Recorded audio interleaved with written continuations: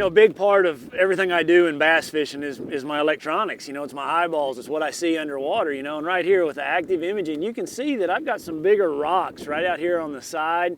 You know, those are 40 feet out here to my right. You know, I'm sitting in 12 feet of water. I'm gonna guess, you know, if I was idle over here 40 feet, that's probably maybe 16, 18 feet of water. You know, right here's a prime example. You can see a really rocky outcropping, you know, right here coming off the bank. You can just see the detail. I can actually zoom in on that.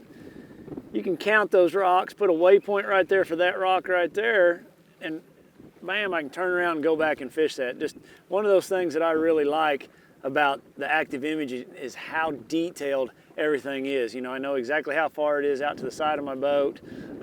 You know, you can see individual strands of grass right there on the down imaging that you can pick up with these units once you get a little confidence with them, once you spend a little time with them. But it's just something that I use even in shallow water. You know, I just had an event where I would find a stump and I'm fishing the water 2 foot deep and I'd see it over here, you know, 20, 30 feet to the side of the boat. And I know it's at a 90-degree angle to my transducer. I'd put the power poles down and I could hit it within 1 or 2 casts.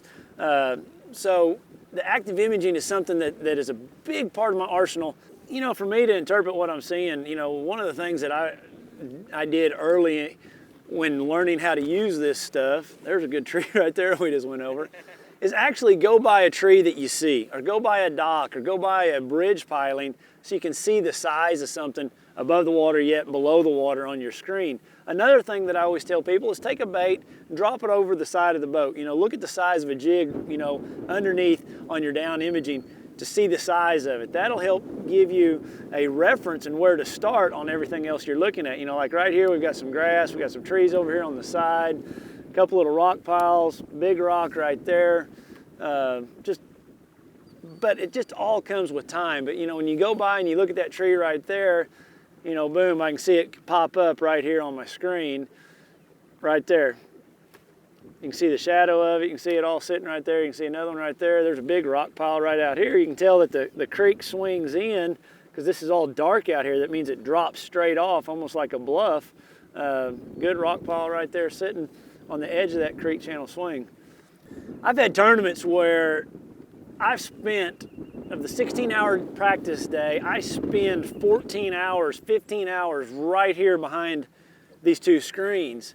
And people have a hard time grasping that, but I have so much confidence that I can see the school of fish, I can count how many fish are there, I can tell what kind of fish they are. When I won Lake Erie, that best spot that I fished, I never made a cast on in practice. The very first cast I made on that spot was the first day of the tournament, because I didn't want another boat seeing me idle out there where I found those fish. I just happened to drift off the contour lines. I found another little rock pile and there was literally hundreds of bass on it. That's how much confidence I have in these electronics, and I use them as a tool to find groups of fish. If I go to Kentucky Lake, if I go to Grand in June, I spend 90% of my time idling, marking those schools of fish, then coming back and fishing them in the tournament.